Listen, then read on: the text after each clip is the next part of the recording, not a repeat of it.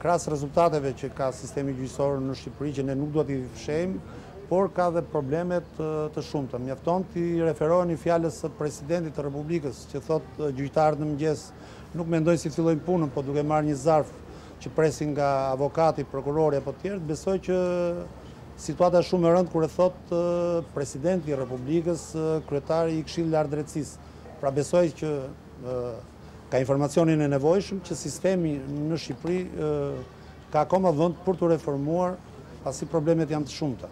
Problemet e Këshillit Lart Drejtësisë janë të shumta. Në këto 6 muaj kam kërkuar, inkurajuar që t'i përmirësojnë problematikën, të jenë më të përgjegjshëm, më eficient dhe të bëjmë progres në punën e tyre.